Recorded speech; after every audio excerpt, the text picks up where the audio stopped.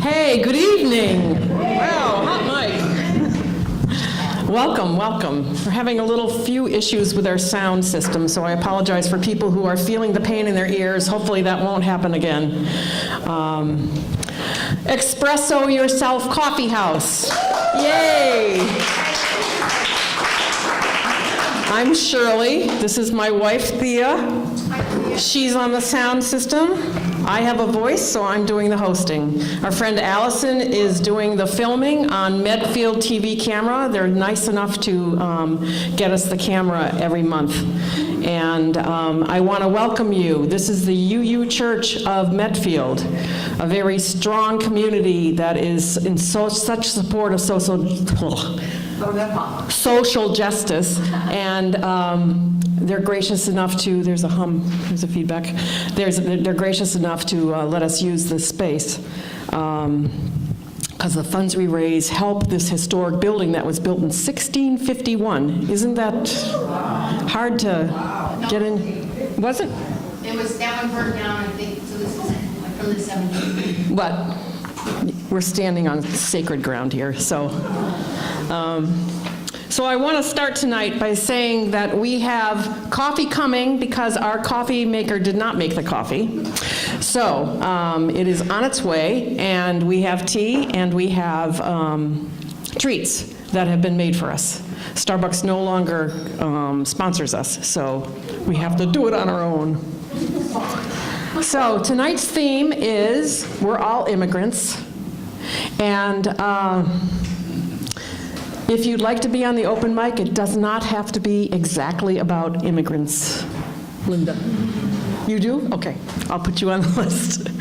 So if you change your mind, just let me know. I have the list here and I can put you on it. But I'm going to open this evening's Coffee House with a short song that is not the whole song, but it is called Last Night I Had the Strangest Dream by Ed McCurdy.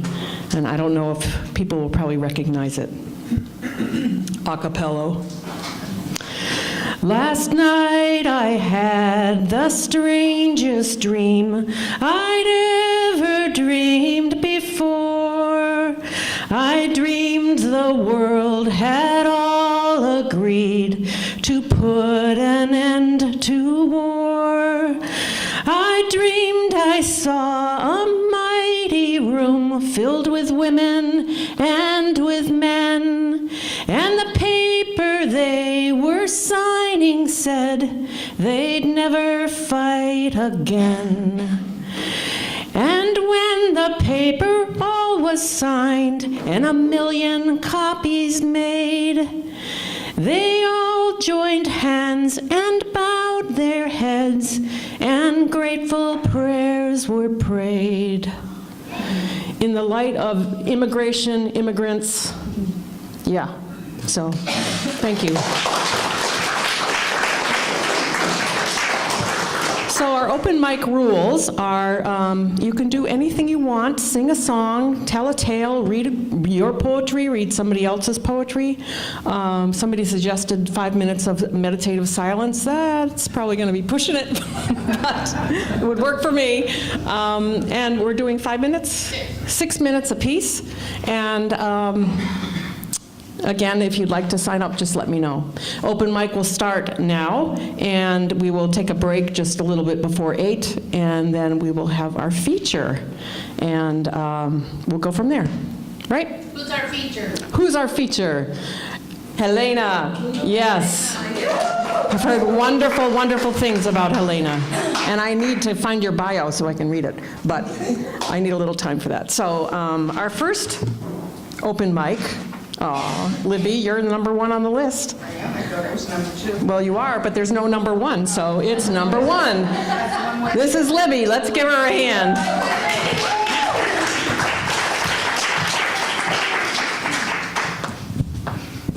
Good? Yes. By 1750, the 4 strands of my family had made it to these shores. That's my story, and I'm sticking to it.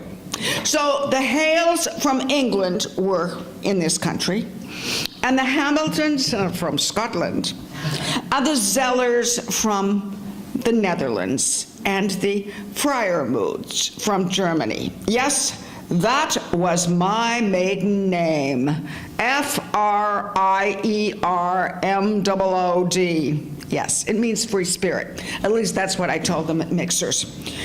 So I knew where they all came from, and that was what I'd been told. And then I started getting friendly with distant relatives in Wisconsin that I'd never met before. They were descended from my father's brother's family. And I was talking to Debbie. My father had just died, and I was really hungry to reach out for family. And I said, Debbie, I just realized this. You had the same maiden name I did. No hyphens for us. So it was quite a mouthful. So since I'd never met anyone who had that for a mate, that was a really nice bonding. So I said, let's have a family reunion. And we all went to Wisconsin, and I had 33 red T-shirts made with Freiermuth across. And it was really great. And I watched the women's soccer World Cup, you know, that great big famous one, and I watched it with Debbie and her daughter and her daughter's friend. And we had a great time, but a couple of years later, I got a phone call. And you know how you know somebody died? You can tell before they even say anything.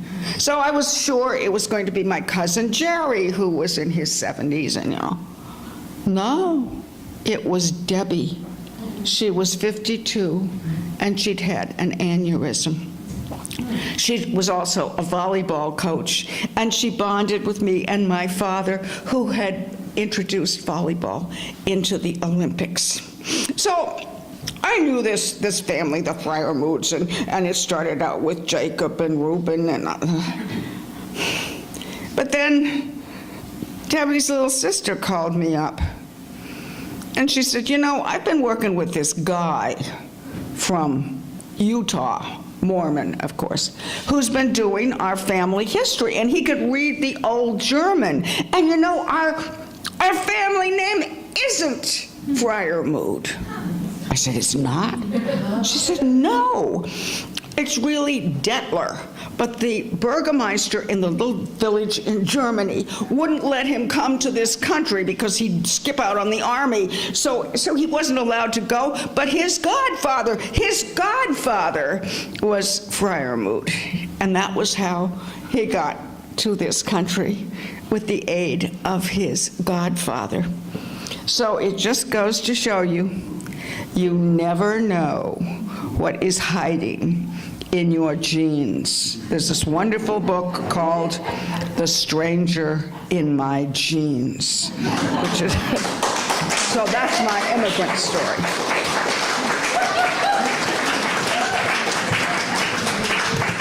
Thank you, Libby. Okay, our next fourth, that's actually third, is Leah. Oh, here she comes. Let's give Leah, this is her first time here. Come on up. Do you need to sit? No, I think I'm better standing. Okay. Thank you. Hey, everybody. I feel very welcome here. My first time ever even in this building. Do you need the music stand? Yeah, we'll see. Okay. Yeah, thank you. I want to serve you. Oh, well, in that case, no, I'm like... I just had hernia surgery last week, so I have staples in my stomach, so I'm a little uncomfortable right now. So if you see me wince, it has nothing to do with you. It just has to do with I moved the wrong way. So let's make sure you're talking to the mic.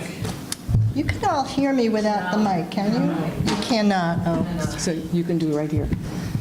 Can you hear me? You don't even have to be on top of it. You can just... You could see I really know what I'm doing here. That's fine. Okay, so I am probably the great-great-great-granddaughter of immigrants. When the world was in a different place, when we had globes that we could actually see where countries were, and we knew what the countries were. Here's Russia. Here's China. And then there's also these all little things coming in. To this day, I really don't know much about my great-great-grandparents. My great-grandparents, in their wisdom of not wanting to tell my grandparents much about where their forefathers came from, left us kind of with, well, you came from Eastern Europe. Okay. And, you know, one of your grandparents, they came from Ireland. And one of your grandparents, they came from Poland. Doesn't give me a lot to go on. So I said, so how the heck did they all get here?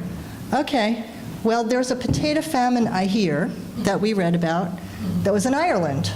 Must have been at the turn of one of the centuries. And they all got on the boat, and they came here.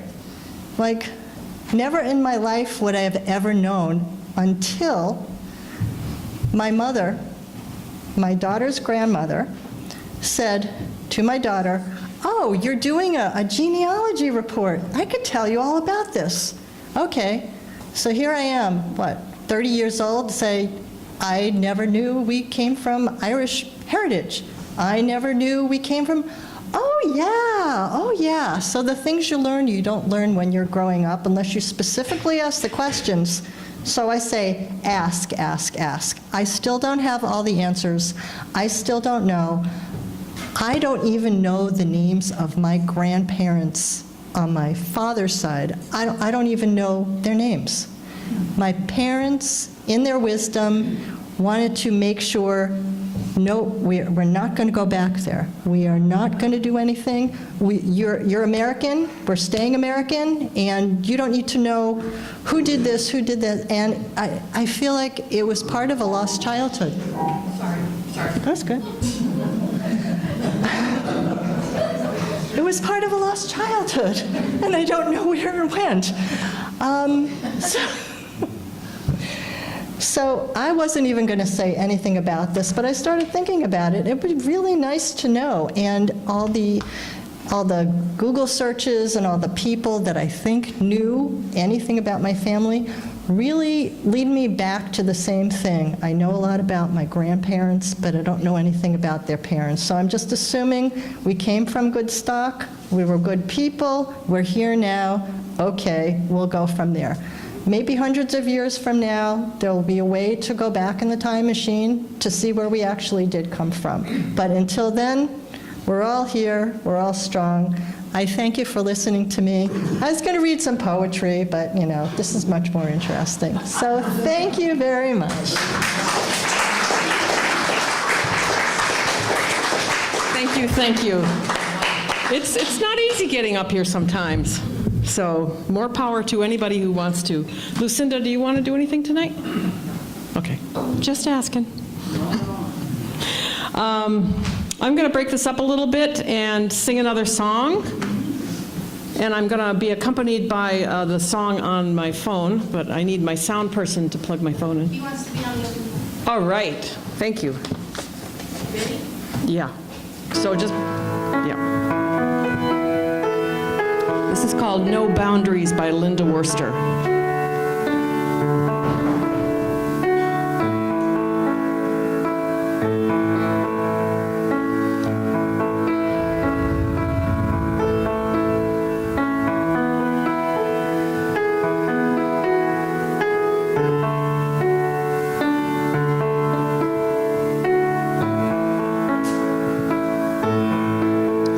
From this vantage point in space, there are no boundaries. No lines are drawn upon our earth.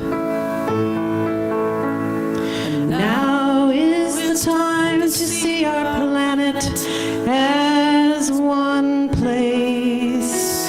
Our walls may cost us more than they are worth. The choices of each affect the whole. The results of our short-sightedness are taking their toll. Should the spoils of our greed really be the goal? From this distant view of Earth, she is so beautiful. Blue and white, she peacefully spins. Her suffering appears only as we move closer. But if we heal her now, everybody wins. We can't continue to pollute what we are breathing and eating and drinking with things like cutting down a rainforest. What can we be thinking? Even with our fears, we must learn to trust the linking.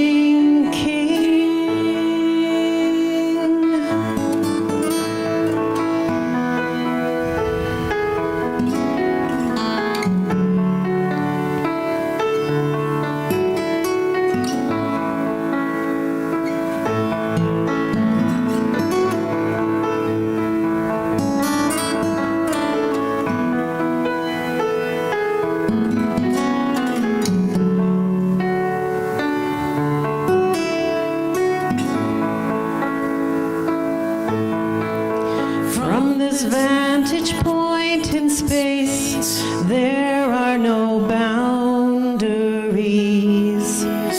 No lines are drawn upon our earth.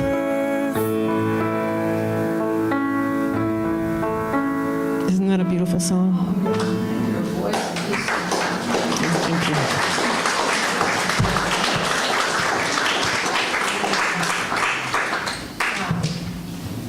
All right. Okay, thought that would break it up, but now you're all crying. Our next open mic is Penny. Come on up, Penny. We strong-armed Penny into doing this. Thank you very Boy, much. have you got a strong arm. Hello, everybody. Boy, it's nice to see what a crowd this is. I am going to do this because I've had trouble with mics in the past, here, and now I can control it. My story is not so much one of immigration as one of emigration, because my parents came east from Syracuse, New York. That was their emigration. They came all the way from Syracuse to the Boston area, and they aspired to be just like everybody else. So I was raised in Wellesley, Massachusetts to be just like everybody else. But I was not happy being just like everybody else. I wanted America. And so when I was 19, I went to California. And when I was 38, I moved to Los Angeles, and I found America. I emigrated from Wellesley to the real America. And I had the privilege of going back 2 weeks ago to well, it was a funeral, but it was a funeral that was expected, and it was a very, very dear friend who was very proud of saying, I'm Chinese, 6th generation Chinese from Bakersfield.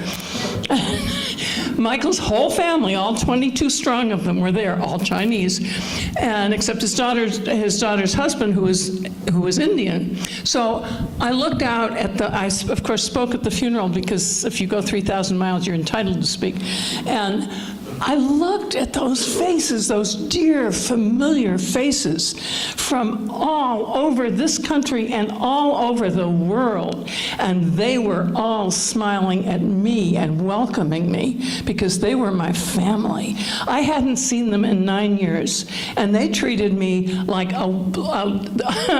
the prodigal daughter coming back to them. It was wonderful, and I thought, this is the life I've been missing. And when I came back to Wellesley, Massachusetts 4 days later. It was a cold water shock. I said, where are my people? They're not here. These are not my people. Well, a week passed, and I found myself looking for Portuguese sausage a couple nights ago. And I called every market I could find. I called Roach Brothers, and I called Whole Foods, and they all said, oh, we don't have Portuguese sausage. And I thought, so I called Market Basket in Ashland. They said, we've got Portuguese sausage. We've got lots of Portuguese sausage. We've got every kind and variety you've ever heard of Portuguese sausage. So I trekked all the way from Wellesley to Framingham, which is not very far in miles, but let me tell you, it took me half an hour to get there. And I walked into Market Basket, and they were people from all over the country and all over the world. And I looked at, there was a half an aisle of just Portuguese sausage, and that doesn't count the Italian sausage and the kielbasa and all the other sausages. And I looked at the people, and I looked at the products, and I thought, it's only 8 miles from where I live, and I have found my America again.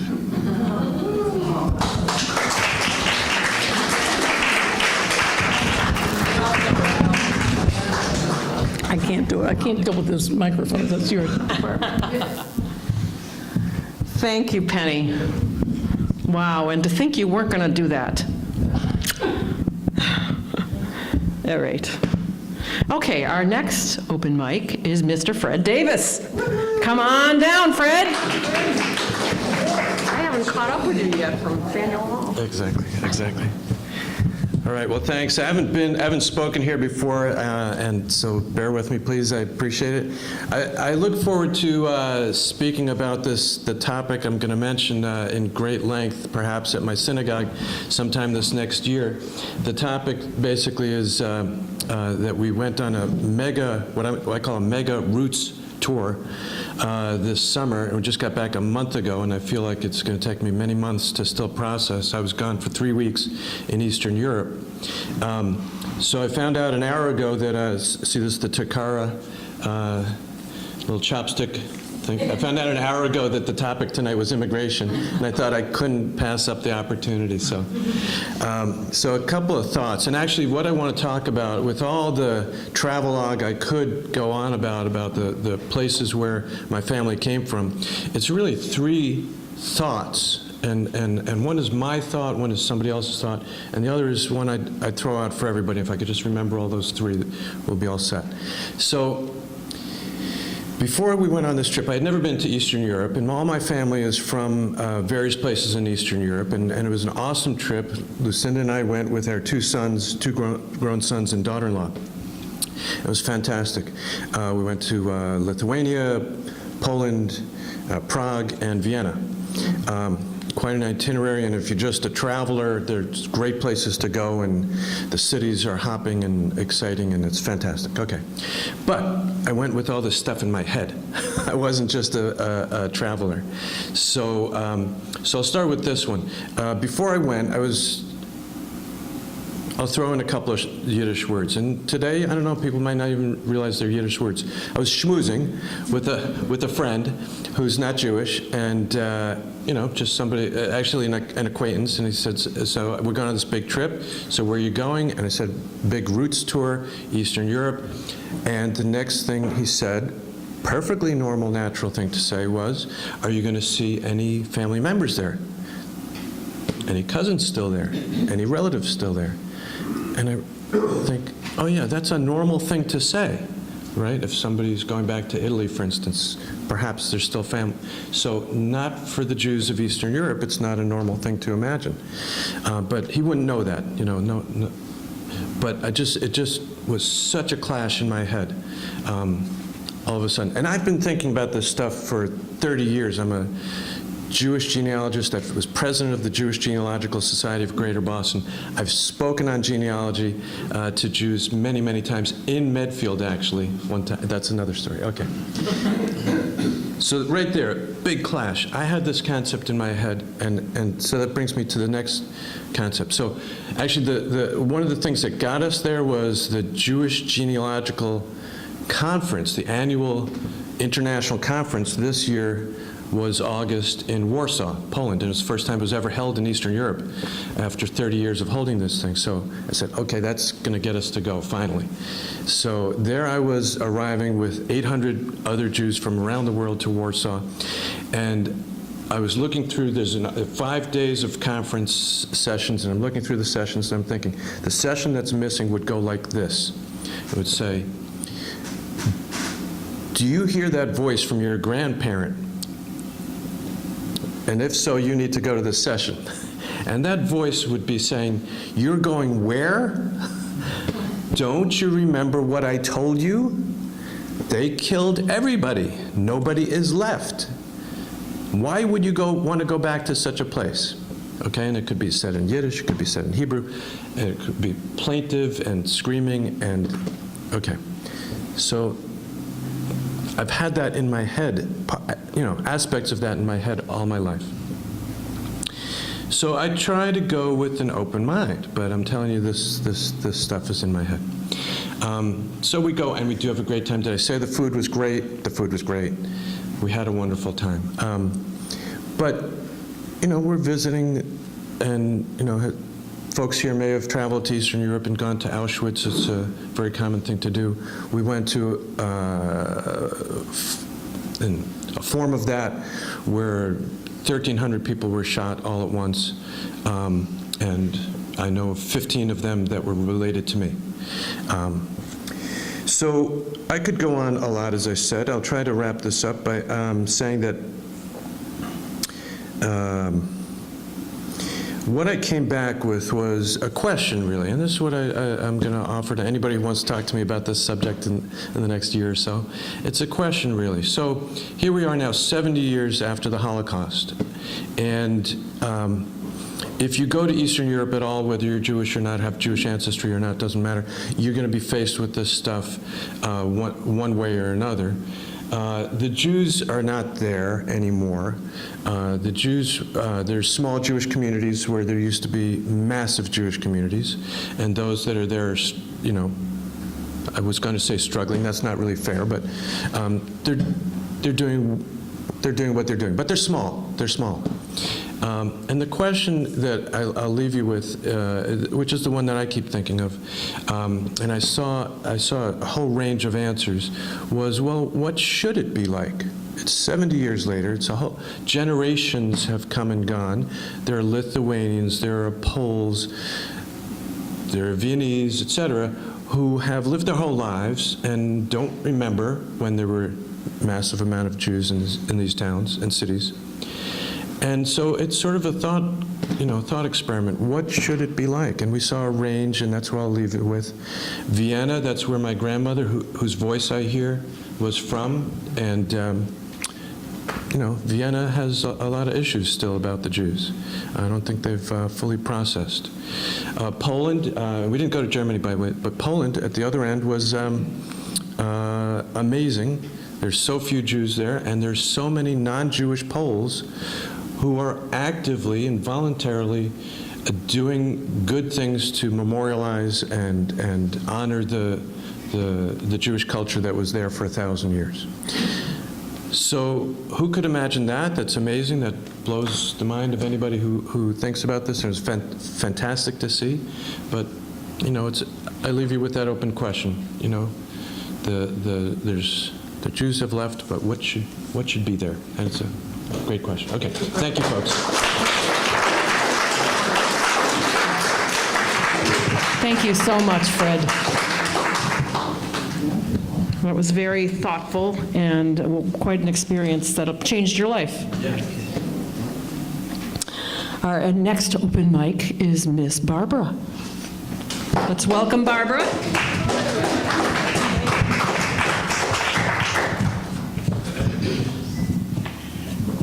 Well, I am an immigrant. I don't look like one.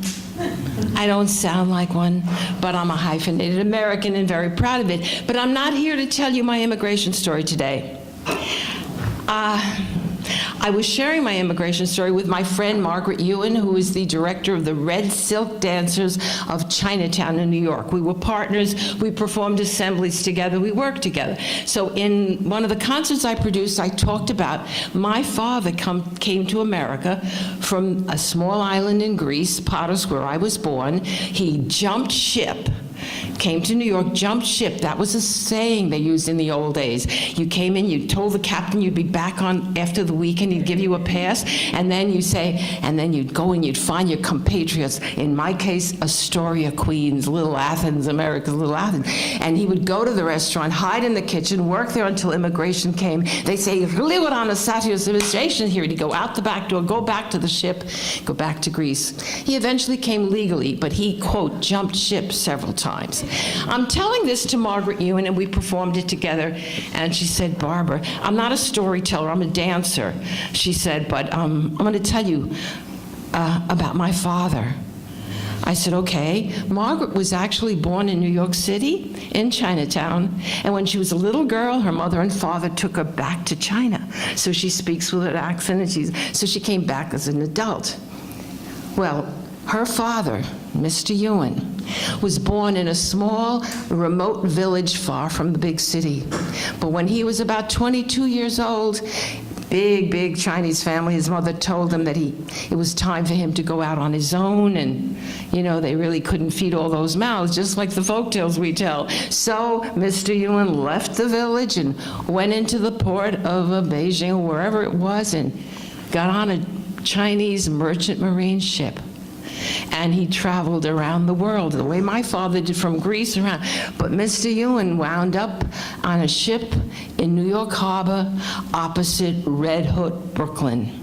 It was winter. It was January. It was freezing. Margaret's father could see the lights twinkling in Red Hook, Brooklyn, and he realized this was the captain would not give them permission to leave the ship, knowing, because he knew that some of them, they wouldn't come back. So there he was in the middle of winter. It was January, freezing cold, and he knew that this was it. If he didn't get there now, he would never be back. So he literally jumped into the river and swam across in the freezing cold, came out in Red Hook, Brooklyn, trembling, freezing. And I don't know how he had it, but he looked, and there he found a stranger, a New Yorker, a good Samaritan, it turned out. He went up to him, and he just took a piece of paper that he had wrapped up somehow and kept dry. I don't know how he did it. And he pointed to it, and on the paper, it said Chinatown.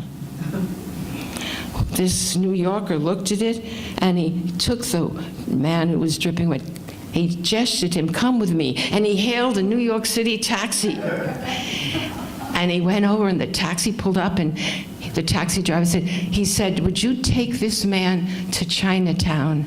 And he took money out of his pocket, gave the taxi driver money. And Mr. Ewan was taken to Chinatown and reunited with his compatriots in the places that they were, village people went, just like my father did in Astoria. And the rest is history. He stayed, he worked, he went back and forth. And that's a Chinese-American story. That's America. New York.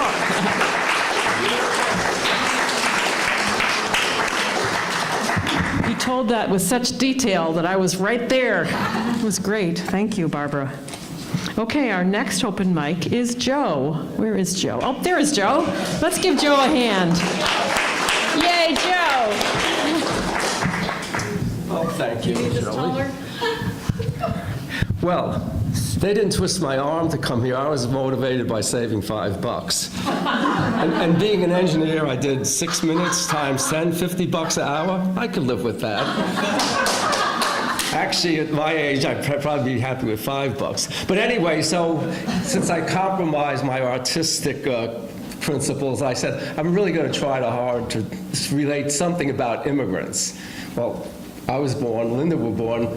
I said, well, we moved to Massachusetts 1962. I said, technically, I guess we're immigrants here, but I said, that's a little hokey. No, we won't do that. My parents, my mother was born in Connecticut, my father was born in New Jersey, they met in New York, so there was an immigration that went on there that got me here. Then I got to my grandparents, I said, now I'm in, quote, real immigrants. My father's parents came from Bohemia, which there was no Czech Republic, there was no Czechoslovakia, it was part of the Austro-Hungarian Empire. They came from southern Bohemia. On my mother's side, her mother, it's a little hazy with my her father, her mother came somewhere near Prague. I think she lived in near the Laber River, which is the Elbe River, it would be. And apparently my grandfather he was from that town, and he was either born there or he came to America when he was very young. So I'm pretty much all Czech as far as I can see. Probably a little Roma thrown in for my complexion. But, so that's my connection with immigrants. Mostly my grandmother, my mother's side, she spoke very good English. She raised me a lot of times. I was over her house almost every day. She lived close to us. My mother would work around the house, and I'd just go there for an hour or two before I was going to school. But the real focus of my heritage was my father's side. Every Sunday we'd eat at my grandmother's. She just cooked all this wonderful food. My grandfather was kind of a regal, aloof little person, but they didn't speak much English, so I had none of the culture was transferred to me from then, or anything about, never heard any stories about, quote, the old country. But I picked up from the celebration, the food. I didn't learn any Czech except a couple of food words, because that was the big focus, was the food. So that was the basis of my Czech culture for my immigrants. But we did pick up a few things. The southern Bohemia is very pastoral. I went there on my 70th birthday from the town that they were born and emigrated from. And it's pastoral, is farming. He was a button maker. He wasn't a farmer. And they were hunter-gatherers. We were going out, well, you would remember, we'd go mushroom picking, we'd go berry picking, blueberries, and we'd go to Massapequa. Well, Massapequa, when I was a kid, was all woods. They were sandy dirt roads. It's sandy on Long Island. And there was a little park, it was Massapequa Park, and but we'd go there, and mushroom picking was a big thing, especially this time of the year. So that stuck with me, the mushroom picking. And over the years, I picked mushrooms. I know when we lived there, Linda reluctantly ate a few that I picked. We're still here to talk about it. But that sort of faded too. So, so I still made the connection. I did go back to the Czech Republic, to the town my grandparents came from. But a couple of years ago, it was this time of the year, my car was being inspected, and there's a path that's in Saxonville, that new walkway that goes the old rail access to Saxonville in Framingham. So I'm taking a walk while the car is being inspected, and there's mushrooms. Oh, all my genes came back to me. The mushrooms are here. Now, these weren't a type of mushroom that we were very selective what we picked. They would never pick what Italians would pick. They said, they don't know what they're doing. Those aren't the right mushrooms.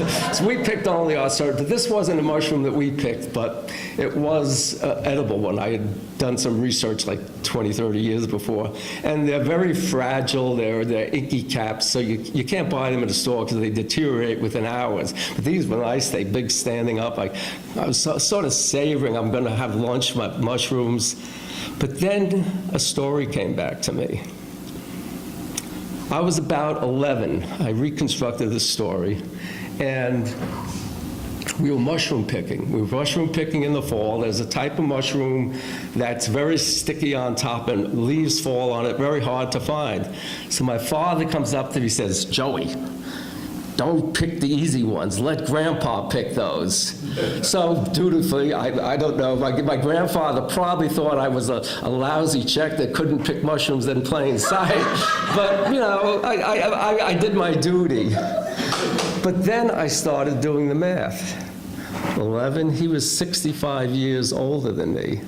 So he was 76. And here I was about 80 when this was happening. I said, oh my God, is there somebody behind me making my way through life, thinking I'm still independent and doing everything on my own? Is there somebody secretly behind me making life easy for me like I did for my grandfather?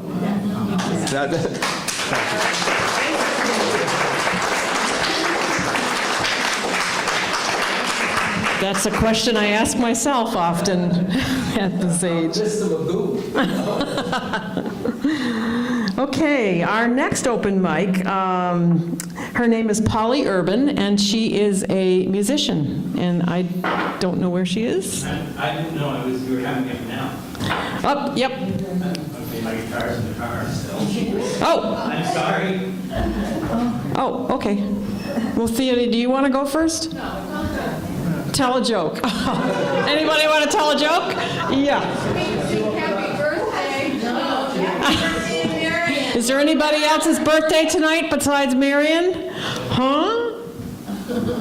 Okay, Marion, let's sing it. What? We have cake. Yes.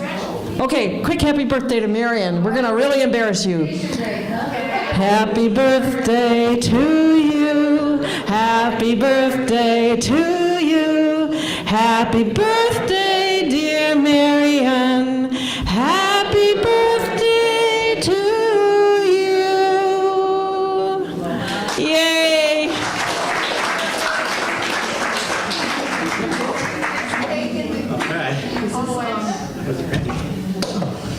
We usually run 7 to 8. Okay, I didn't know. Yeah, that's fine.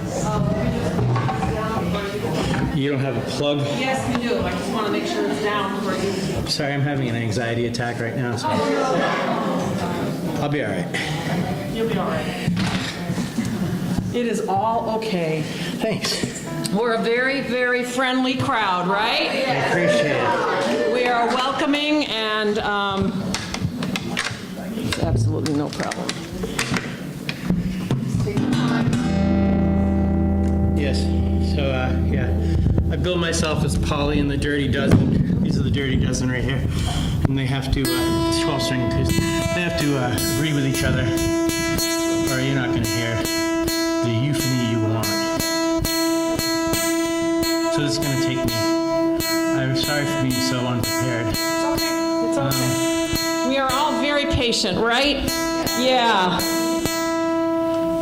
It really is a great crowd to Oh, yes, our next speaker. Luckily, I have somebody telling me what to do. So next month, October 27th, we have Terry Kitchen. He is a folk singer, and our theme will be Heaven Here on Earth. Doesn't that sound nice? And then in November, we have Rick Drost, and he is also a singer-songwriter, folk singer. And that theme is gratitude.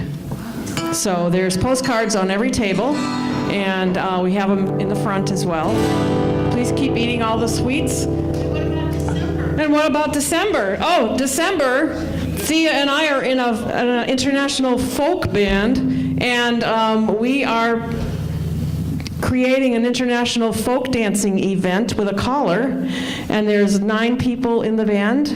Thea plays mandolin and trumpet, and I'm a percussionist.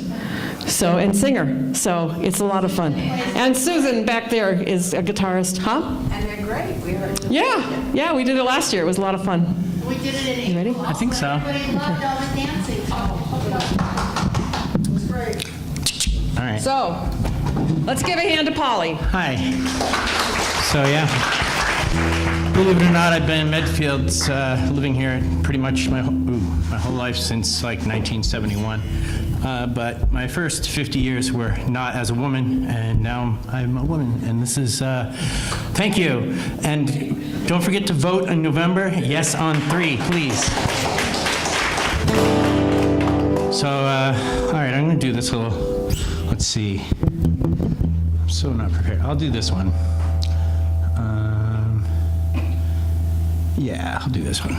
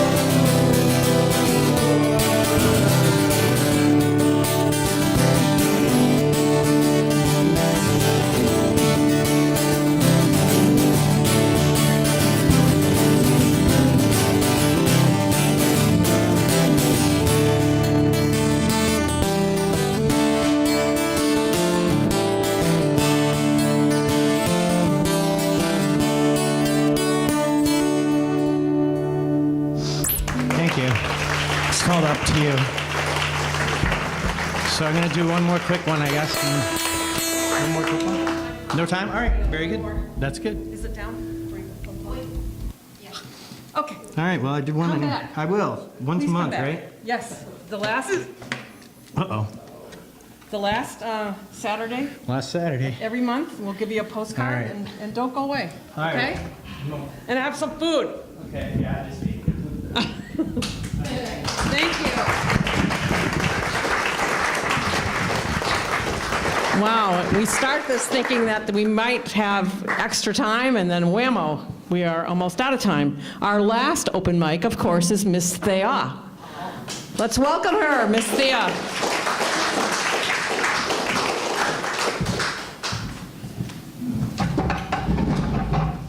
Hello, can you hear me? Can you hear me? Yes? Excellent, excellent. So I'm not feeling well, but I wrote this story and I have to tell it. Because my father gave me this when I was in elementary school. And I still have it. It came from one of his trips.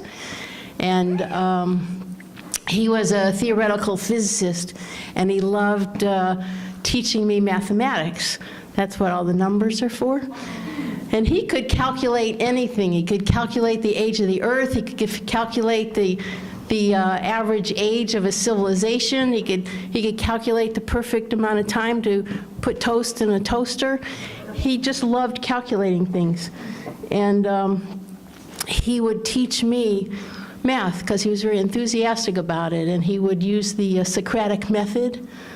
So I don't think Socrates would have approved of how he used it, because he'd ask me a question, and then he would, when I didn't know the answer, he'd poke at me, and then sometimes he'd call me stupid, and then sometimes he'd hit me on the head, like to jar the information out of my head somehow. So as a result, I developed a mental block against mathematics. And for some strange reason, when I went to college, I became a math major.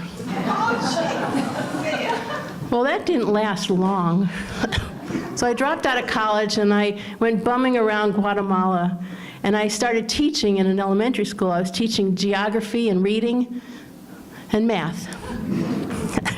Well, it was arithmetic, you know, that simple stuff, like associative law and the commutative law and long division. And maybe something stuck, I don't know. But when I came back to the States, I moved to New York, and I got a job as a computer operator, not because I knew anything about computers, but it was because I was smart.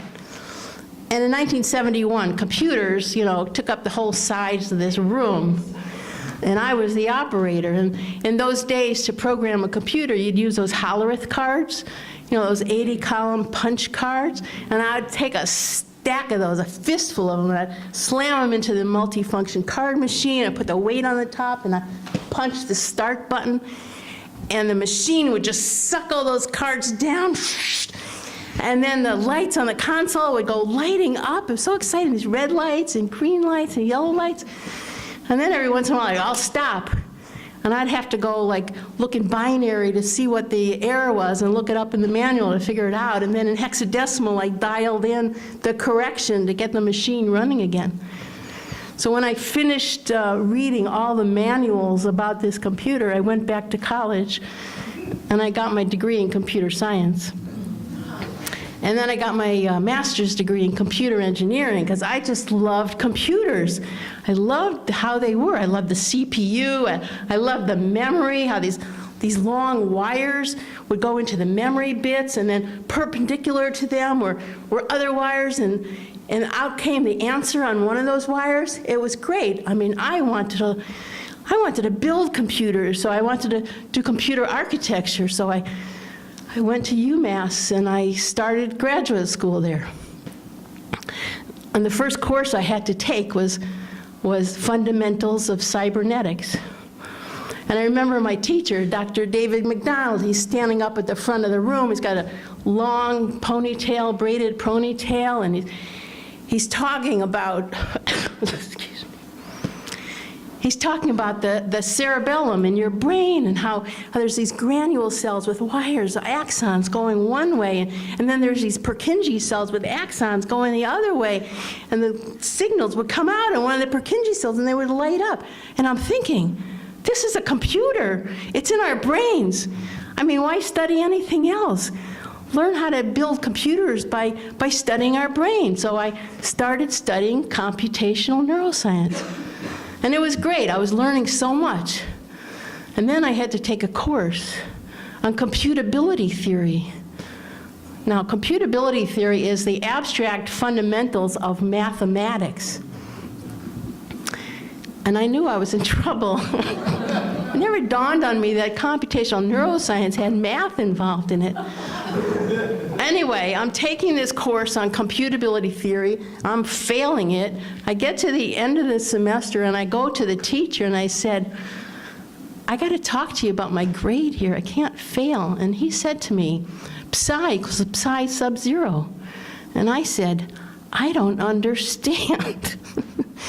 So I took an incomplete and I took the course all over again, and somehow something got into it, seeing the information again, and maybe I learned to hum through it. But I passed the course. And then I had to take my oral exams in computer architecture, in cybernetics, and in computability theory. And you know, in these oral exams, you're up at this blackboard, you've got chalk in your hand, and you're writing all these answers out, and behind you is this whole row of, this panel of professors that are throwing questions at you. And I figured there was only one way I was able to get through this test. So the night before, I ironed these words on the back of my jacket. I'm glad you asked that question. So that when I stood up at that blackboard answering these questions that I couldn't even fathom, they would know that I really wanted to answer this, and I was glad. Somehow I passed.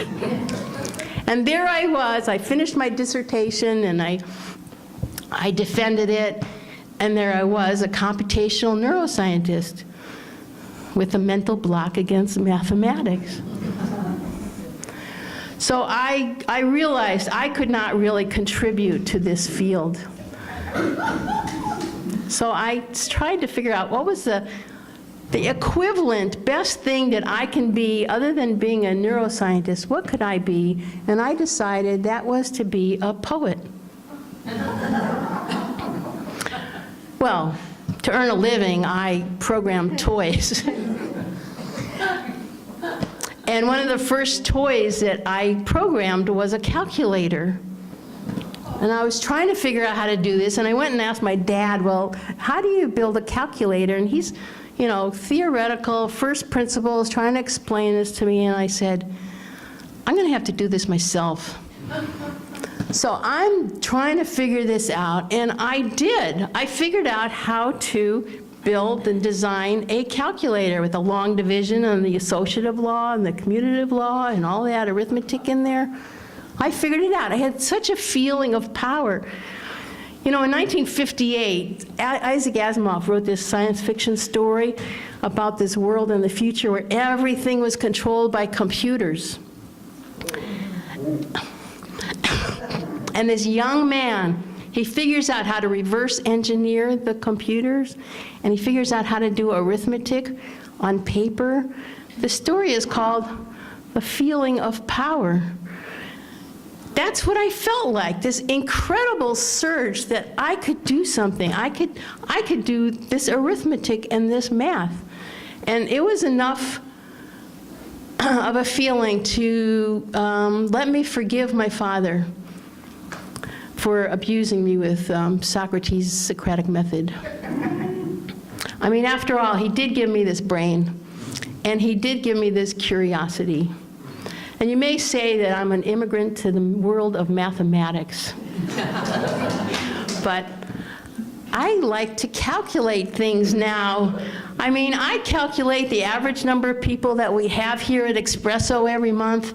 I calculate how many cookies and cake that we need to make you happy. And most importantly, I do calculate all the ways that I can to make you happy. I hope you are. Thank you so much.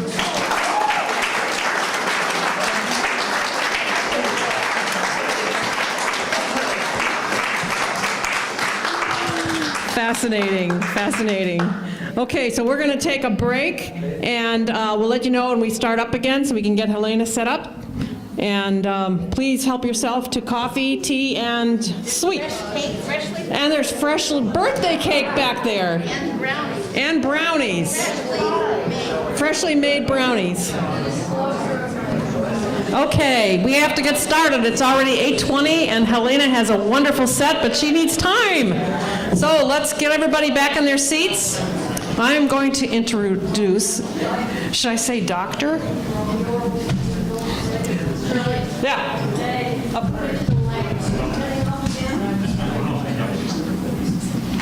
Like I said, I'm glad somebody's telling me what to do. Yes, okay. Helena Leet-Pelligini tells humorous, thought-provoking tales about the ordinary and not-so-ordinary events of everyday life and relationships. Helena won a storytelling award at Massmouth Boston Story Grand Slam. Woo! Has performed her one-woman show at the Boulder Fringe Festival and at Passeans in Cambridge, and is a favorite at Mass Storytelling Spaces. So I want to welcome warmly Helena to the stage so that she can do her feature.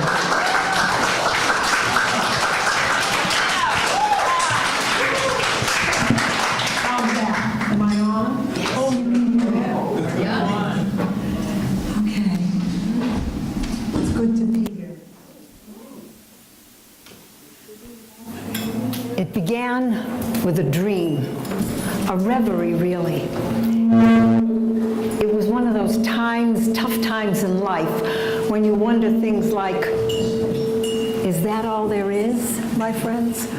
What's it all about? I was feeling constrained in my life. I wanted to express myself more, come out into the world, live out loud. But at that time, I was having difficulty. I grew up in a sheltered Italian family where you might say I got mixed messages. On one hand, it was, go, be free, honey, anything you want, anywhere in the world. On the other hand, it was, oh, be careful. If you ride that bike, you're going to get hit by a truck. Oh, the waves, you're going to drown. If you climb that hill, there's a cliff, you're going to fall down to your death. If you're outside the house, be careful. They're going to attack you. If you're inside the house, be careful. They're going to break in and attack you. Now you know my family.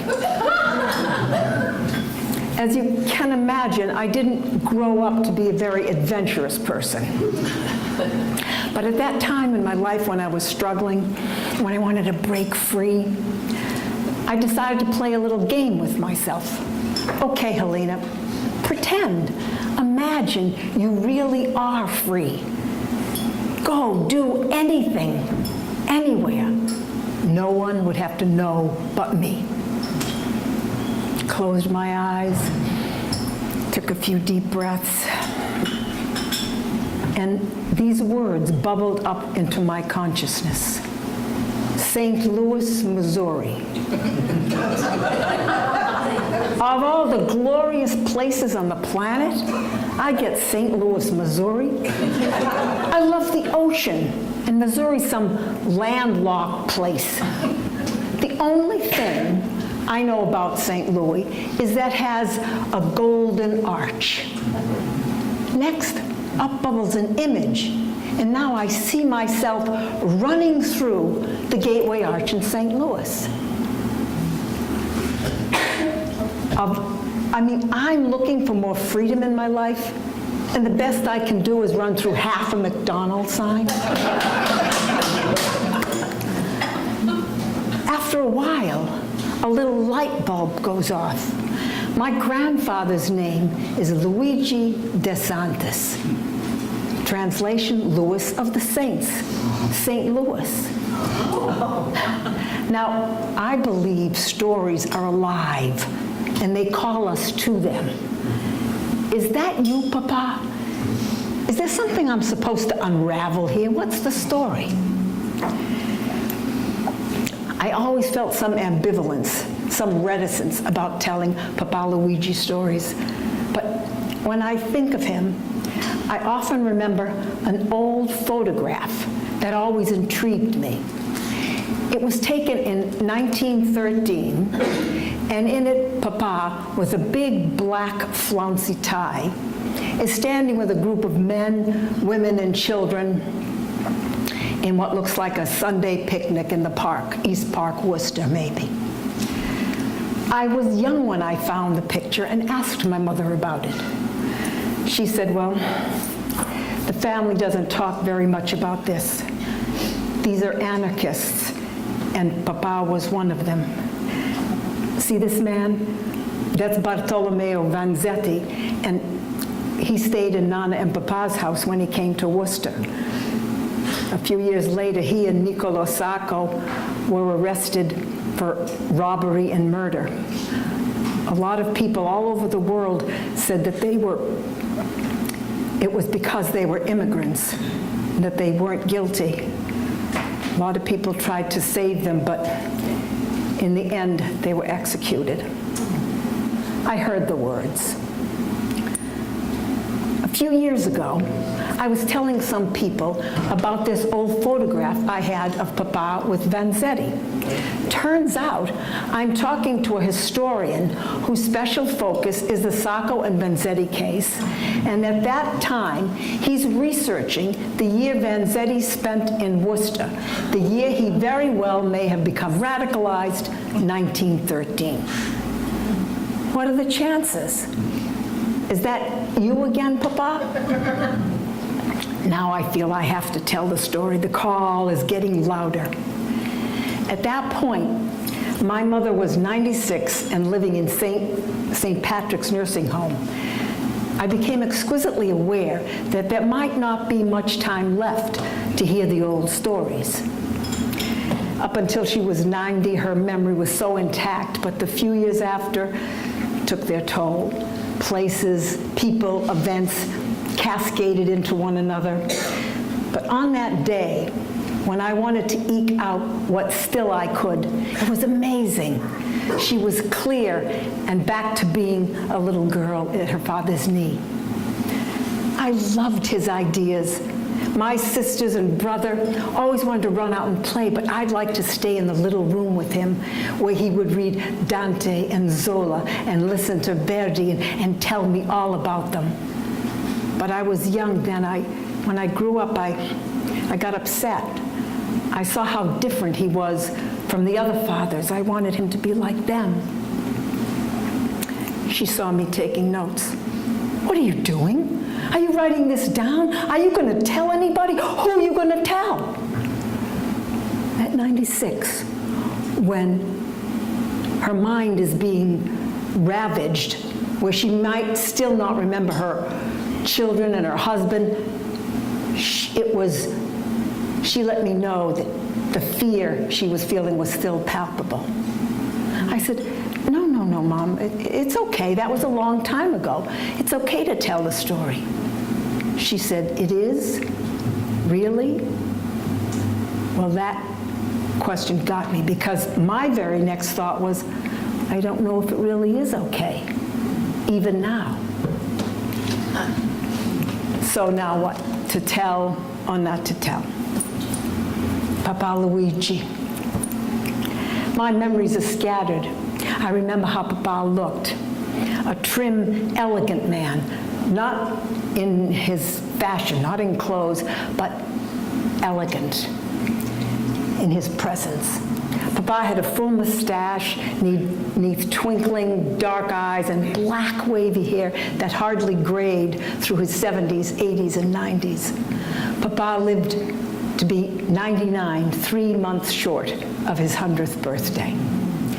I remember a gentle man.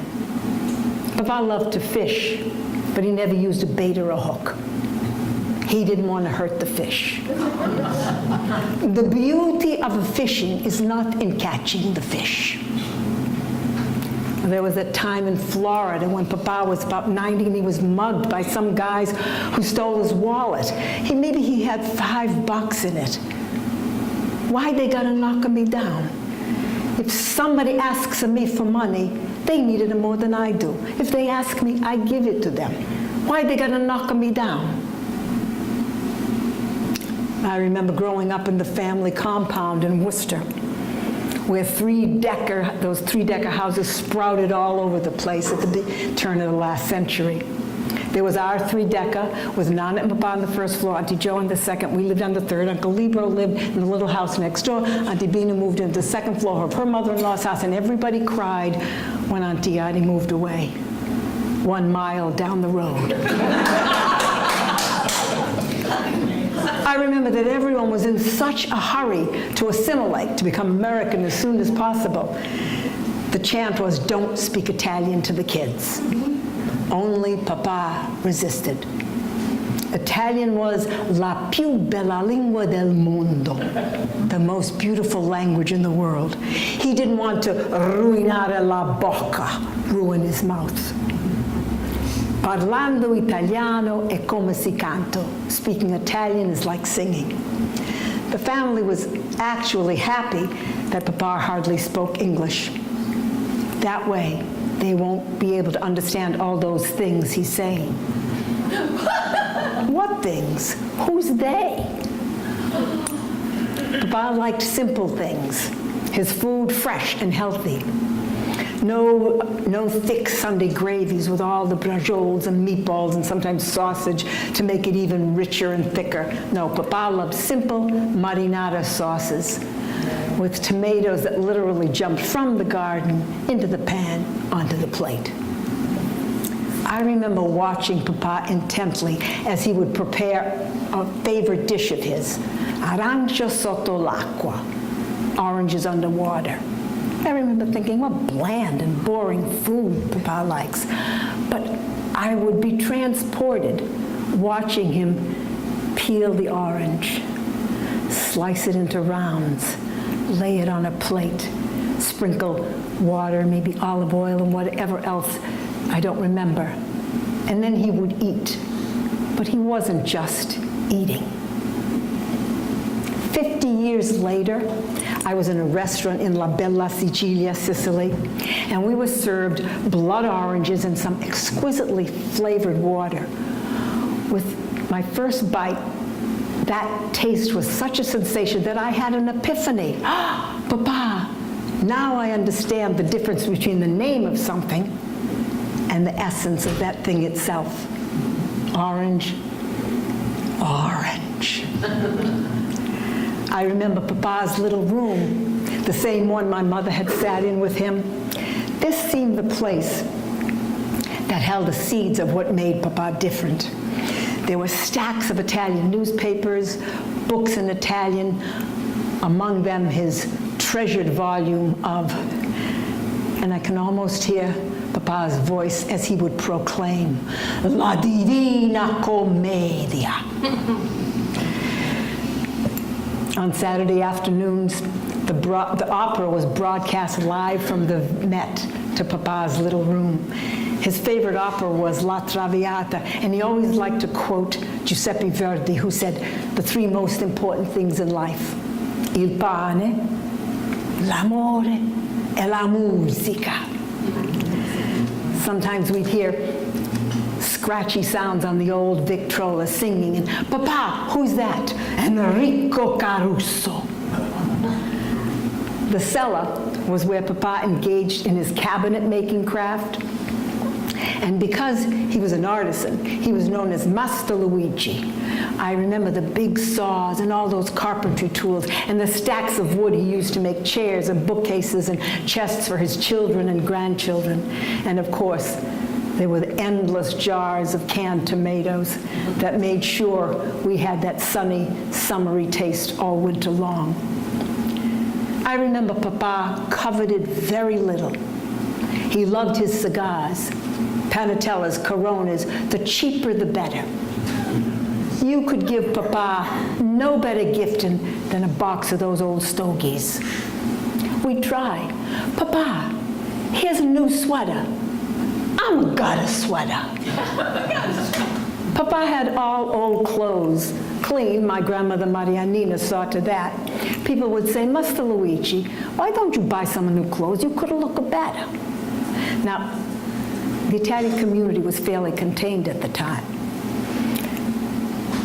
Luigi replied, it's me, Luigi. Ma why I gotta change? Why, I gotta make a show? Everybody here knows me. One day, a group of people from Worcester went to Boston for the day, the big city. And who should they see walking down Washington Street? None other than Luigi coming toward them wearing the same old clothes. Master Luigi, you in Boston now. What have you been wearing the same old thing? It's me, Luigi. Ma why I gotta change? Why, I gotta make a show? Nobody here knows me.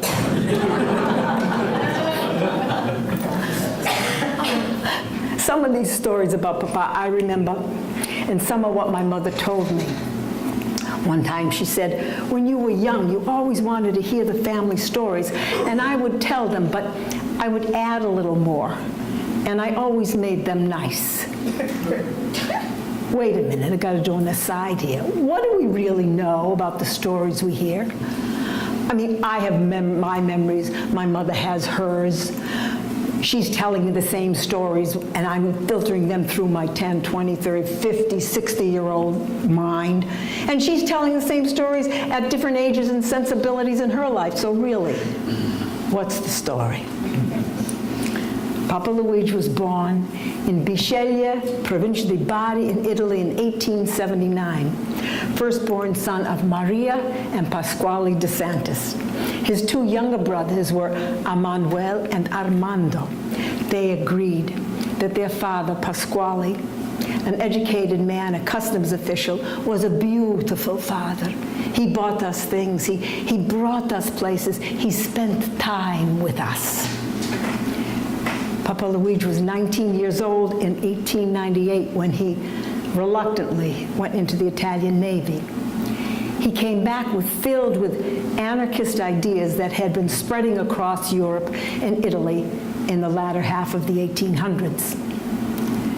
Now, what I've come to learn about anarchism is that it is not what is so often thought all about chaos, disorganization, every man for himself. Herbert Zinn wrote that central to anarchism is the belief that social organization and cooperation are natural, that people are essentially good but can be corrupted by the very institutions they create, and that there's a belief in individual freedom and the rejection of any authority, individual, church, state, corporation that seeks to dominate and exploit. In Howard Zinn's words, anarchism believes that if we can create an egalitarian society without extremes of poverty and wealth and join hands across boundaries to cooperate and work and play, then there'll be no need for police and prisons and armies and war, because the underlying causes of those will be gone. That was the kind of philosophy that Papa was developing throughout his 20s back in Italy. Papa would say, per il potere, l'ammazza l'umanità. For power, they will destroy humanity. When Papa Luigi was 29, he married 22-year-old Marianina Lorusso, my grandmother. He was so poor, he didn't have a single lira in his pocket. Marianina had to pay for the honeymoon hotel. because she had run away with him, eloped, because her family had their eye on some other man for her, and she would have none of that. Now, this is one story that got shifted as I grew older. It seems that they didn't really get married when they eloped. Papa didn't believe in the institution of marriage because the wife had to obey the husband.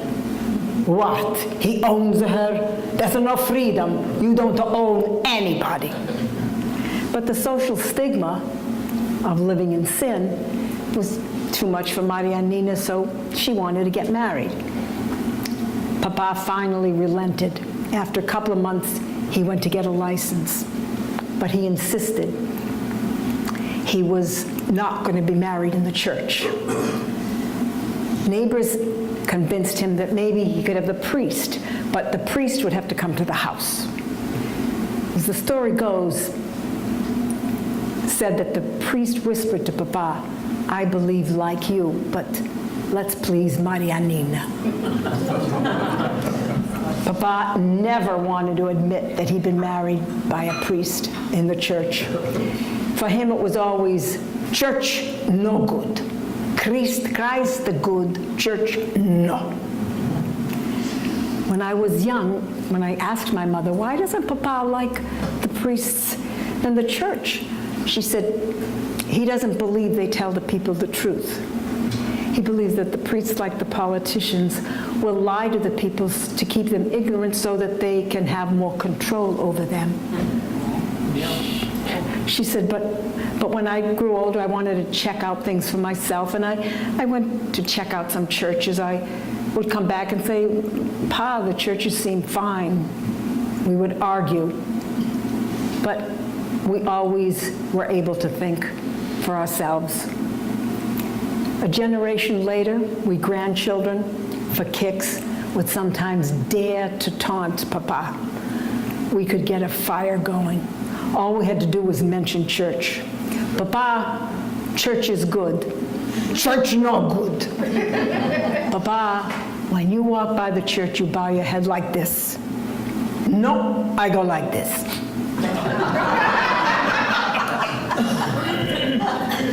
Truth be known, Nana Maria Nina herself had issues with the church. It seems that as the story goes back in Italy, when she was about 13, some priest invited her to join him somewhere behind the altar. I never heard anything about what happened, but Maria Nina herself didn't go to church after that. Soon after Papa Luigi and Nana Maria Nina were married, they came to this country, 1909. My mother, conceived in Italy, was born here in 1910, followed by 3 sisters and a brother. Now, there's a clear pattern to naming children in Italian families. Firstborn son is named after paternal grandfather.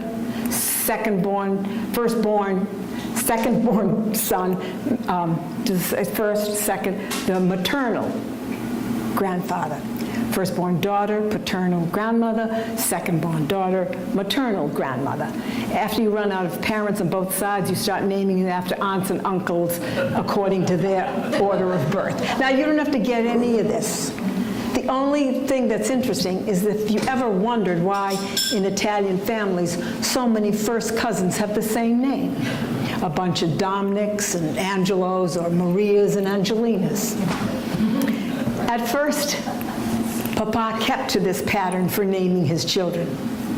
My mother, firstborn daughter, was named after Luigi's mother, Maria. A year later, second daughter named after Nana's mother, Giuseppina. That's Josephine, my Auntie Jo for short. But when third daughter arrived in 1913, Papa chose a name more reflective of his stance in life. Nature is a wonder, never to be taken for granted, like the sun, a miracle.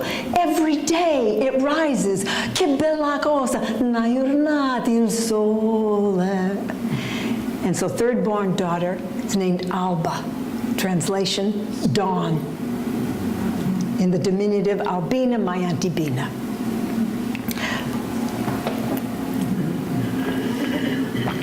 By the time fourth daughter arrives in 1916, Papa goes further out on the limb. We always called her Auntie Artie for short because her name was Artea, A-R-T-E-A, or so we thought. What we eventually learned, that Papa's name for her did not have an R in it. It was A-T-E-A. Translation, atheist. Now, the family had to do something with a name like that to make it not be what it was. So they slipped in an extra letter. They put an R in, A-R-T-E-A, maybe to make it sound like art or artist. Funny thing is, we're from Worcester, and we don't pronounce R's after A's, Park the car in the Harvard Yards. So when her name was not okay, she was Auntie Artie. And after it got changed to be nice, she was Auntie Artie. Happily, Luigi and Marianina's fifth child was the long-awaited son, my Uncle Libro, born 1919. We always laughed as kids because Uncle Libro translates as Uncle Book, or so we thought. This is the story we heard later. When my uncle was born, Papa wrote to his father in Italy, Pasquale, "Now I have a son, and I have given him your name, Pasquale de Santis." Pasquale de Santis wrote back and said, "Why give him such an old-fashioned name? Give him a new name. This is a new time." So Papa, unbeknownst to his wife, dashed off to City Hall to change the baby's name. He came back and announced to Marianina, the baby's new name is Libero Sono. Translation, I am free. But times were tough. In 1919, you couldn't show your stripes. So once again, to accommodate the outside world, they changed, but this time instead of putting a letter in, they took one out. When you take the E out of libero, you get libro. So now, instead of Uncle I am free, I have a more acceptable Uncle Book. Papa and his compatriots were of a similar inclination when it came to naming their children. There was another libero in that community, and two of my mother's best friends were Ora and Idea, now and idea. I can imagine when they would gather for those Sunday picnics and it was time to call the kids, the children. It must have sounded something like, "Come on, kids, time to eat. Hey, I am free. Atheist, dawn. Now, the other I am free. Get over here now."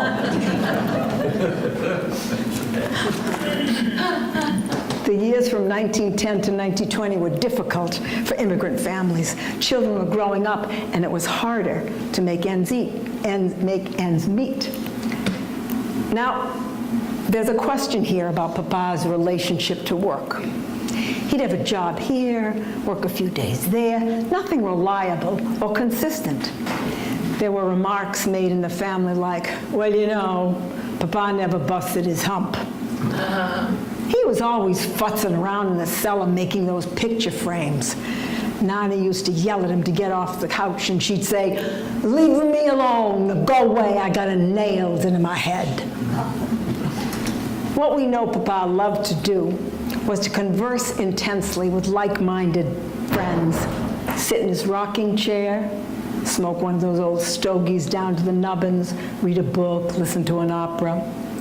People would say, "Master Luigi, you do nicer woodwork. Why don't you make us something, sell it, make more money?" And then what I'm gonna do? Well, you bring someone in to help you work before you started the business.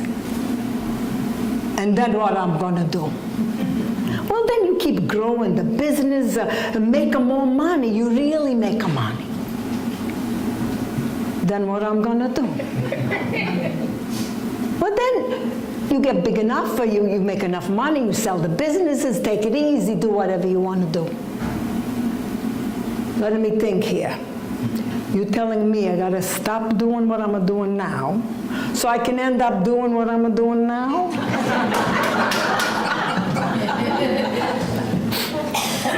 Papa Papa was not against working per se, but he was for a certain quality of working.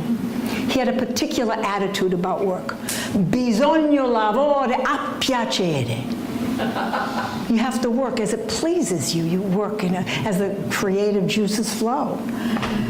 My mother remembers when she was about 5 how nice it was to see them build the 3-decker. She said Carlo Cosmai did all the big construction work, and Papa did all the inside work. She says, I loved to, he would have those railings and those long strips of wood that he made, and then he finished all 3 floors of the house. She said, I love to watch the way he worked.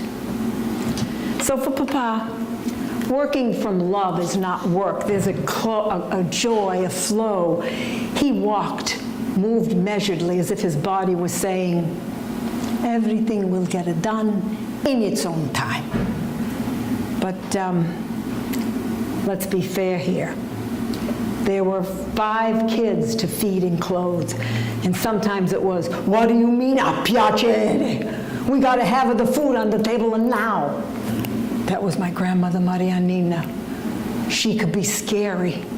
All the kids in the neighborhood were afraid of Marianina. Her yard, her house, impeccable. You could do this anywhere in Marianina's house. The door sill. Immaculate. One of her mischievous sons-in-law, Uncle Vito, caused havoc in the family one time when he picked some outside dirt and went like this. What's this? In short, Marianina worked hard inside the house, and sometimes she took jobs outside the house to make sure the food got on the table and now. Nana was the pragmatist to Papa's visionary, and the DeSantis family was forged in the creative tension between the two. But there's something else to consider when we talk about Papa and work. During that time, 1910 to 1920, there were increasing numbers of agitations, labor strikes, to protest the horrific working conditions across the country. Protests could lead to violence and riots. There were incidents of anarchist bombings and attempted bombings. There was the Ludlow, Colorado massacre of 1914, when the Colorado National Guard, without provocation, marched in on a tent colony of striking miners and their families and fired with machine guns. There was Lawrence, Mass, textile, 1912, when women and children protesting in the street were clubbed down by police. Other Massachusetts strikes in Plymouth and in Hopedale, right down the road from where we lived in Worcester. There was spreading hysteria that decade. The Red Scare, hundreds of radicals were captured. Arrests, deportations, false accusations of murder. In that climate, known anarchists were blackballed. That was the company's way of controlling labor. One day, Papa went to look for work in Worcester. Big manufacturing town shouldn't be so difficult. The whole family got upset when at the end of the day, he didn't show up. Where is he? Where could he be? What's going on? The unspoken questions were, was he speaking? Did somebody hear him? Were the police there? It so happened that someone in the family was walking by the old Worcester Library on Elm Street, and through the glass windows, there was Papa sitting at one of those long library tables. He spent the whole day reading. No job. So the question is, just plain lazy or blackballed? It was 1920, and my mother was 10 years old when Sacco and Benzetti were indicted for robbery and murder. She told me, until then I used to love his ideas. His voice would go right through me. I absorbed his ideas, and I wanted to be one of the anarchisti too. When we went to the parade and I sang, Viva l'anarchia e la libertà. But she said then I was very young and innocent. As she got older, she became more afraid and began to argue with her father. I hated it when he went too much with that crowd. I was afraid he was more for them than for us. But he wasn't so committed as the other men. Well, he was committed, but he didn't make speeches. Maybe he said a few words. I don't know. Sometimes I wonder if he was arrested, and I really was too young to grasp it. By the time she was 15 or 16, she said she really told him off. I didn't want him to wear that big black flouncy tie anymore. It was a signal that you were anarchists. People were being arrested just for wearing the tie. And then there was that man in the Chicago ballpark who was shot because he didn't take his hat off when they played the Star-Spangled Banner. My mother was, she said, I didn't want him to talk about what he thought, how he felt, who his friends were. Even if he said a couple of words, it was bad. I was terrified that there would be banging at the door one night. She was 17 when worldwide efforts to save Sacco and Vanzetti failed. It was August 23rd, 1927, when they were executed, and Edna St. Vincent Millay wrote, "Justice denied" in Massachusetts. A diary they left included these words: "Our cause and fate may serve as a tremendous lesson to the forces of freedom, so that our agony and our death will not have been in vain."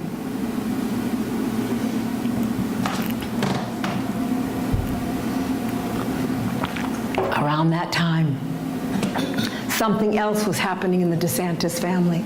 4 lovely daughters were blossoming, and boys began to notice. Now, we know that Papa believed in freedom, so that must have included l'amore. As we know, l'amore, natural and free, consensual, no domination, no exploitation. Here again is that creative tension in the family between what we can hope for and what we can actually live out. L'amore libero sì, but for the DeSantis girls, the rule was you got engaged first, then you went out on a date, chaperoned by 1, maybe 2 sisters. As for Papa himself, he loved. Something else I haven't told you about Papa's cellar. He had piles of nudist colony magazines. I found out recently from Cousin Frank that he introduced all his grandsons to his collections. Nudity was art. It was natural and therefore beautiful in all its forms. He'd say, see, she's a beautiful, he's a beautiful, she's a beautiful, oh, you're beautiful, everybody beautiful. He even commissioned his oldest grandchild, my cousin Jim, to help him operate the movie projector he couldn't manage. So together they watched the nudist colony movies. And Papa did make art of his many magazine cutouts of beautiful nudes. Well, he had to do something with all those picture frames he had hanging around the cellar. Papa went to Miami Beach each winter in his later years. Even after our grandmother Marianina had died, he outlived her by 25 years. Word came back that he was seeing a certain Canadian woman. One spring, Papa invited this Adrian to come to Worcester. She spoke French, he spoke Italian. They had only a few English words between them. That's it. Papa sent a couple of his sons-in-law, Vito and Angelo, and a grandson, one of my cousins, Louis, to the Greyhound bus station to meet Adrian. When they got there, what they saw was this fashionably dressed, elegant woman standing there, cigarette holder in hand, puffing a la Garbo. They looked at each other. No way. So they went around the block again looking for someone else. Second time around, she's still the only one there. Can't be, they say. They go around the third time. Finally, they sent Louis out to check. Is your name Adrian by any chance? Oui. There was a general furor among Luigi's children. I'm not going to let some hussy come into my house. How does it look to have your 85-year-old father consorting with some strange woman? If they can't talk to each other, what do they do when they're together? Only my mother welcomed Adrian to dinner and dared to ask this lovely, sophisticated woman, what do you see in my father? He's a true gentleman. He takes me to symphonies, to the opera. He is a man of culture. We understand each other without speaking. It seems there were others besides Adrian. We only found out this because years after Papa died, we were having a DeSantis cousins get-together, and we began to reminisce about Papa Luigi. Cousin Karen said, I was at some large holiday party, and I heard a total stranger telling stories about a certain Master Luigi, who had quite a reputation with the women in Florida, and even included his brother Emmanuel in his adventures. I went right up to him and I said, you're talking about my grandfather. Who are you and how do you know this? Mind you, by that time, Papa's been dead about 12 years. Karen then reveals that she was Papa's scribe translator for letters coming back and forth from Adrian in Canada. Papa swore me to secrecy, she said. Another cousin Louis said, wait a minute, that was my secret with Papa. But her name wasn't Adrian, and she lived in Barbados. At which point, cousin Jim stood up. I got you all beat. One winter, I went to visit Papa in Florida. I was driving a convertible. I went to pick him up for a nice grandson-grandfather ride. He was with a woman.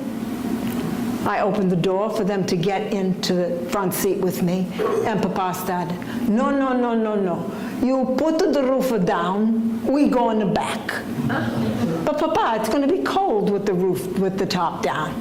No, no, no, fresh air, all'aria fresca, nice. You put the roof down, we go in the back.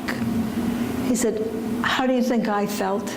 I'm the chaperone, while my grandfather is in the back of the car kissing some woman. He was 85, I was 25. He wanted to be young, and he was.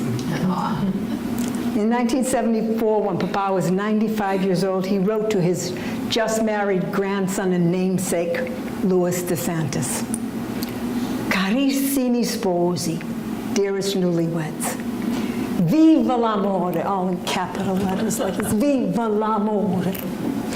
He wished them a son, Luigino quattro generazioni, and then he wrote, così il mondo si sta cambiando e avremo più libertà. This way the world will keep changing and we'll have more freedom. As years went by, Papa spoke less and less about his ideas, but every once in a while he'd make a remark, shake his head at injustice or closed-mindedness. He lived a long life, simple, guided by his ideals, mindful of the times in which he lived, free yet practical. So where am I now in the telling of this story? Ever present to my mother's, is it really okay even now to tell the story? One day, I found some ragged pieces of paper on which Papa had scribbled lists and lists of names, obviously people he admired. Michelangelo, Da Vinci, Toscanini, Verdi, Dante, Tolstoy, Pirandello, Ugo, Fermi, Galileo, Einstein, Darwin. Then there were figures important in the socialist, anarchist, libertarian movement. Some I knew, some I had to Google. Marx, Engels, Lenin, Bakunin, Caffiero, Tresco, Galliani. And it included Cristo, San Francesco, Thomas Jefferson, Abraham Lincoln, Eleanor Roosevelt. Reading all those names was fine, not until I looked up names of some 16th century unorthodox thinkers. It said martyrs to the cause of free thought, like Campanella, imprisoned for 27 years, Giordano Bruno, burnt at the stake, that something happened in my body. I felt fear take a gripping hold, you know. Sometimes you just don't get it till you get it, like the orange. I mean, I knew that people get killed for speaking freely, but in that moment, it was what it might have been for my mother, visceral and immediate. People get killed. Is that what happened to Sacco Vanzetti? Is that what the family was afraid would happen to Papa Luigi? How many other families lived in terror like that? How many still do?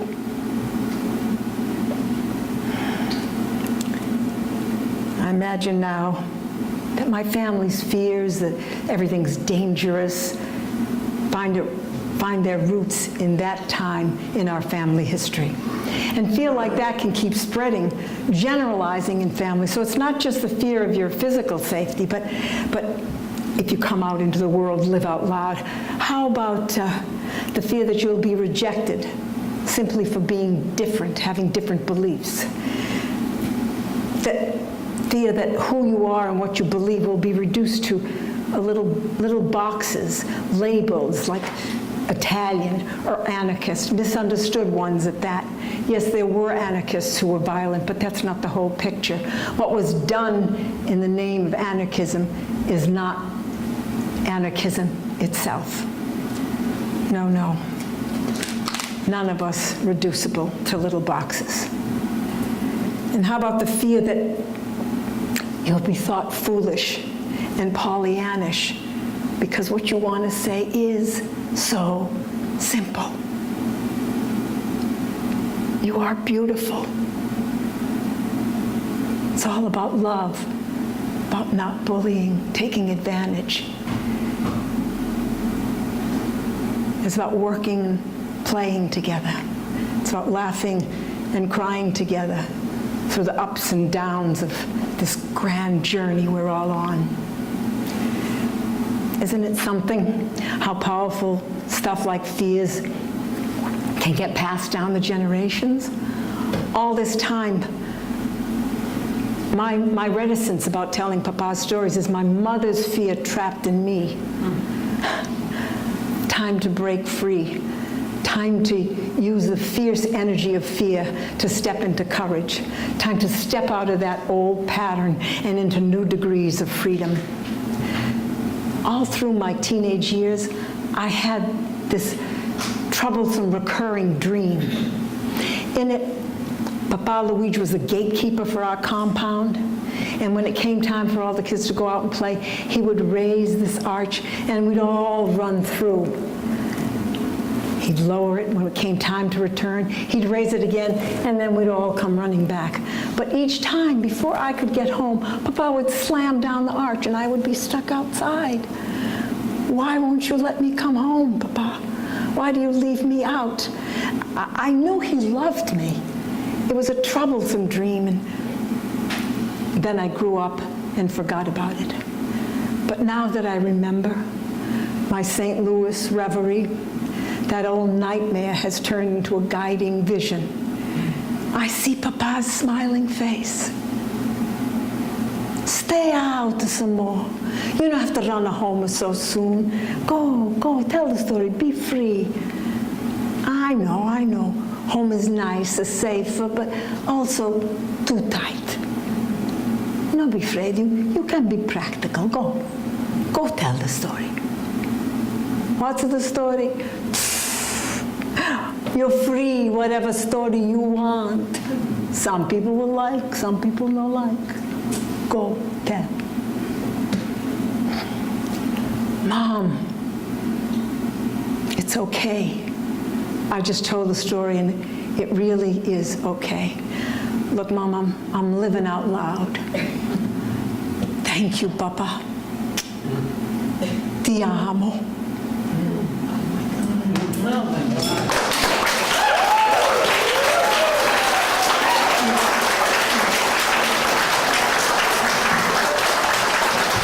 That was just fantastic. Thank you. Thank you so much. Wow, yes, wipe the tears. Take a breath. Thank you so much.